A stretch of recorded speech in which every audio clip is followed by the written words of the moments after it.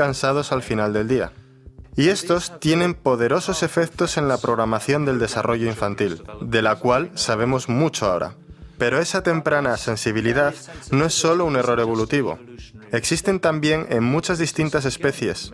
Incluso en las plántulas hay un proceso temprano de adaptación al tipo de medio en el cual van a desarrollarse. Pero para los humanos, la adaptación es a la calidad de las relaciones sociales. Entonces, a una edad temprana, el cómo eres criado, cuánto conflicto hay, cuánta atención recibes, es una muestra del tipo de mundo en el que puedes estar creciendo. ¿Estás creciendo en un mundo donde tienes que pelear por lo que puedes conseguir? ¿Vigilar tu espalda? ¿Valerte por ti mismo? ¿Aprender a no confiar en otros? ¿O estás creciendo en una sociedad donde dependes de la reciprocidad, la mutualidad, la cooperación? ¿Donde la empatía es importante? ¿Donde tu seguridad depende de tener buenas relaciones con otra gente? Y eso necesita un desarrollo muy diferente a nivel emocional y cognitivo. Y eso es de lo que se trata, la sensibilidad temprana. Y el ser padre es casi inconscientemente un sistema de transmitir esta experiencia a los hijos, de la clase de mundo en el que están. El gran psiquiatra infantil D.W. Winnicott dijo que fundamentalmente dos cosas pueden ir mal en la infancia. Una es cuando ocurren cosas que no deberían ocurrir, y otra, cosas que deberían suceder, pero que no suceden. En la primera categoría están las experiencias traumáticas de abuso y abandono de mis pacientes de la zona este del centro y de muchos adictos. Eso es lo que no debió ocurrir, pero ocurrió. Por otro lado, está la atención armoniosa, sin estrés, sin distracciones, del padre que cada niño necesita y que muchas veces no tienen. No sufren abusos, no son abandonados ni tampoco traumatizados. Pero lo que debería ocurrir, la presencia de un progenitor disponible emocionalmente, simplemente no existe para ellos, por el estrés en nuestra sociedad y el entorno paterno. El psicólogo Alan Shore lo llama abandono próximo, cuando el padre está físicamente presente, pero emocionalmente ausente. Yo he pasado más o menos los últimos 40 años de mi vida trabajando con las personas más violentas que nuestra sociedad produce. Asesinos, violadores y demás. En un intento por entender qué causa esta violencia, descubrí que los más violentos criminales en nuestras prisiones habían sido ellos mismos víctimas de un grado de maltrato infantil que estaba más allá de la escala de la que jamás pensé que se podían aplicar al término de abuso infantil. No tenía ni idea de la profundidad de la depravación con la que los niños en nuestra sociedad son tratados con demasiada frecuencia. Las personas más violentas que vi eran ellos mismos, los sobrevivientes de un intento de asesinato, a menudo a manos de sus padres, de otras personas de su entorno social, o fueron los sobrevivientes de familiares quienes, a su vez, fueron asesinados por otras personas. Buda sostenía que cada cosa depende de todas las demás. Él dice, el todo contiene las partes, y las partes contienen el todo. Es decir, no puedes comprender nada si lo aíslas de su entorno. La hoja contiene al sol, el cielo y la tierra, obviamente. Esto ha demostrado ser cierto, por supuesto, en todas partes y específicamente cuando se trata de desarrollo humano. El término científico para ello es la naturaleza biopsicosocial del desarrollo humano, la cual afirma que la biología de los seres humanos depende en gran medida de la interacción con su entorno social y psicológico. Específicamente, el psiquiatra e investigador Danny Siegel, de la Universidad de California, Los Ángeles, UCLA, acuñó la frase neurobiología interpersonal, que quiere decir que el modo en que funciona nuestro sistema nervioso depende en gran medida de nuestras relaciones personales. En primer lugar, con los padres que nos cuidan. En segundo, con otros personajes influyentes en nuestras vidas. Y en tercer lugar, con toda nuestra cultura. Así que no puedes separar el funcionamiento neurológico de un ser humano del entorno en el cual creció y en el cual continúa existiendo. Y esto es cierto durante el ciclo de la vida. Es particularmente cierto cuando eres dependiente e indefenso, mientras tu cerebro se desarrolla, pero es igual de cierto en adultos e incluso al final de la vida.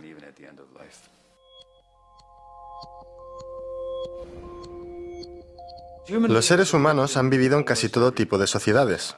desde las más igualitarias, las sociedades de cazadores y recolectores parecen haber sido muy igualitarias, basándose, por ejemplo, en compartir alimentos, intercambiar regalos.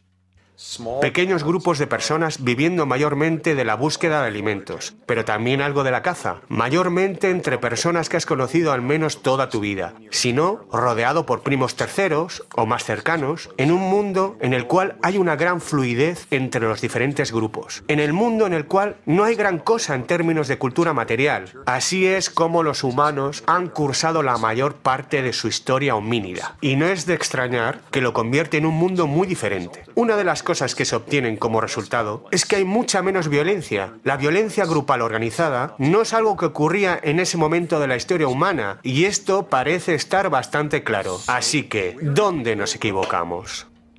La violencia no es universal. No está simétricamente distribuida a través de la raza humana. Existe una enorme variación en la cantidad de violencia en diferentes sociedades. Algunas sociedades prácticamente no tienen violencia. Hay otras que se destruyen a sí mismas. Algunos de los grupos religiosos anabaptistas son completa y estrictamente pacifistas, como los amis, los menonitas o los suteritas. Dentro de algunos de estos grupos, por ejemplo, en el de los suteritas, no se han registrado casos de homicidio. De nuestras grandes guerras, como la Segunda Guerra Mundial, mientras la gente estaba siendo reclutada, ellos se negaban a servir en el ejército. Preferían ir a la cárcel en lugar de servir en el ejército. En los kibbutz, en Israel, el nivel de violencia es tan bajo que los tribunales penales envían a menudo delincuentes violentos, personas que no han cometido crímenes, a vivir en los kibbutz, a fin que aprendan cómo vivir una vida no violenta, porque esa es la manera de vivir allí. Por lo tanto, estamos ampliamente moldeados por la sociedad. Nuestras sociedades, en el sentido más amplio, incluyendo a nuestras influencias teológicas, metafísicas, lingüísticas, nuestras sociedades ayudan a moldearnos sobre si creemos o no que la vida se trata básicamente del pecado o la belleza, sobre si la vida del más allá nos hará pagar por cómo vivimos nuestras vidas o si resulta irrelevante. De una manera general, las diferentes sociedades grandes podrían ser calificadas como individualistas o colectivistas. Y te encuentras con gente muy diferente y con diferentes mentalidades, y sospecho que con diferentes cerebros también. Nosotros en Estados Unidos estamos en una de las sociedades más individualistas de todas, con el capitalismo como sistema que te permite llegar cada vez más alto dentro de una pirámide potencial. Y el trato es que viene cada vez con menos redes de seguridad. Por definición, cuanto más estratificada es una sociedad, menos personas tienes como iguales, menos gente con quien tienes relaciones simétricas y recíprocas. En cambio, lo que encontramos son discrepancias y un sinfín de jerarquías. Un mundo donde tenemos pocas relaciones recíprocas es un mundo con mucho menos altruismo. Así que esto nos lleva a una coyuntura imposible, que es tratar de entender con la ciencia perspectiva cuál es la naturaleza de la naturaleza humana. Ya sabes, a cierto nivel, la naturaleza de nuestra naturaleza es no estar particularmente restringidos por ella. Hemos desarrollado una mayor diversidad social que en cualquiera de las otras especies, más sistemas de creencias, de formas de estructuración familiar, de cómo criar a los niños. La capacidad para la variedad que poseemos es extraordinaria. En una sociedad en la cual se predica la competición y muy frecuentemente la explotación despiadada de un ser humano por otro, el obtener ganancias a partir de los problemas de otros, y muy a menudo la creación de problemas con el propósito de sacar provecho económico, la ideología dominante muchas veces justifica este comportamiento, apelando a una naturaleza humana fundamentalmente inalterable. Así, el mito en nuestra sociedad es que, por naturaleza, la gente es competitiva, individualista y egoísta. La verdadera realidad es totalmente opuesta. Tenemos ciertas necesidades humanas. La única forma en la cual se puede hablar sobre naturaleza humana, concretamente, es reconociendo que hay ciertas necesidades humanas. Poseemos una necesidad humana de compañía y de contacto cercano, de ser amados, incluidos y aceptados, de ser vistos, de ser recibidos por quienes somos. Si esas necesidades están cubiertas, nos convertimos en personas compasivas, colaboradoras y que sienten empatía por otras personas. Entonces, lo contrario que a menudo vemos en nuestra sociedad es, de hecho, una distorsión de la naturaleza humana, precisamente porque muy pocas personas tienen sus necesidades cubiertas. Luego, sí se puede hablar de naturaleza humana, pero solo en el sentido de las necesidades humanas básicas que son evocadas instintivamente, o debería decir, ciertas necesidades humanas que nos conducen a ciertos rasgos cuando están cubiertas y a un conjunto diferente de rasgos cuando son denegadas. Entonces, cuando reconocemos el hecho de que el organismo humano, el cual tiene una gran flexibilidad adaptativa que nos permite sobrevivir en muchas condiciones diferentes, está también rígidamente programado para ciertos requerimientos del entorno o necesidades humanas, un imperativo social empieza a emerger. Así como nuestros cuerpos necesitan nutrientes físicos, el cerebro humano demanda formas positivas de estímulos del entorno en todas las fases de desarrollo, necesitando al mismo tiempo ser protegido de otras formas negativas de estímulos.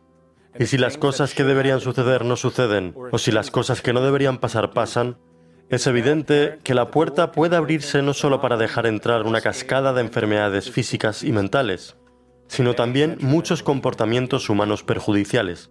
Así que mientras cambiamos nuestra perspectiva hacia afuera y consideramos el estado actual de las cosas, debemos hacer la pregunta: ¿está la condición que hemos creado en el mundo moderno verdaderamente manteniendo nuestra salud? ¿Está la base de nuestro sistema socioeconómico actuando como una fuerza positiva para el progreso y el desarrollo humano y social? ¿O está la gravitación fundacional de nuestra sociedad yendo verdaderamente en contra de los requerimientos evolutivos fundamentales necesarios para crear y mantener nuestro bienestar personal y social?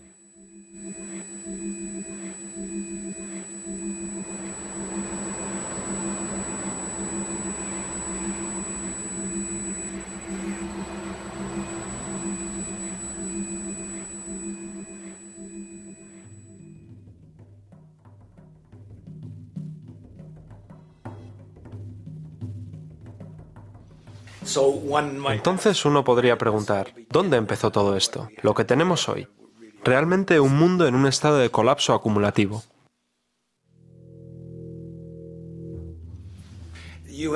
Comienza con John Locke.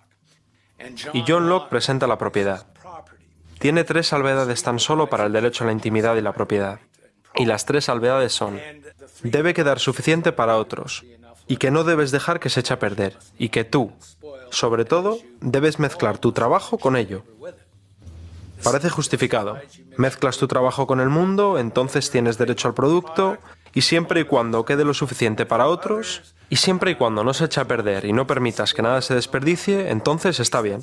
Él invierte mucho tiempo en sus conceptos y en su famoso tratado sobre el gobierno, y ha sido desde entonces el texto convencional para el entendimiento económico, político y legal, y es aún el texto clásico que se estudia. Bien, después de que él da las salvedades y tú te encuentras pensando acerca de si estás de acuerdo o no con la propiedad privada, ha dado una muy buena, plausible y poderosa defensa de la propiedad privada. Bueno, las deja caer. Las deja caer así, tal cual, en tan solo una oración. Dice, bueno, una vez que se introdujo el dinero por consentimiento tácito de los hombres, entonces se convirtió. Y no dice que todas las salvedades son canceladas o borradas, pero eso es lo que sucede. Así que ahora el producto y tu propiedad no son adquiridos por tu propio trabajo. Oh no, ahora el dinero compra el trabajo. Ya no hay consideración acerca de si queda suficiente para los demás, ya no hay consideración sobre si se echa a perder porque él dice que el dinero es como la plata y el oro. El oro no puede deteriorarse y por lo tanto el dinero no puede ser el responsable del desperdicio, lo cual es ridículo. No estamos hablando de dinero y plata, estamos hablando de cuáles son sus efectos. Es una incongruencia tras otra. Simplemente el más alarmante truco de prestidigitación lógica en donde él se sale con la suya, pero que concuerda con los intereses de los dueños del capital. Luego llega Adam Smith, y lo que agrega es el concepto de religión a esto. Locke comenzó con que Dios lo creó de esta manera, este es el derecho de Dios, y ahora también tenemos a Smith diciendo, no solo es el de Dios. Bueno, realmente él no lo está diciendo, pero esto es lo que está pasando filosóficamente. En principio está diciendo que no es solo una cuestión de propiedad privada. Eso ya se presupone, se da por hecho. Y que hay inversionistas que compran mano de obra. Se da por hecho. No hay límite sobre cuánta mano de obra de otros pueden comprar, cuánto pueden acumular, cuánta es la desigualdad. Eso ya se da por sentado.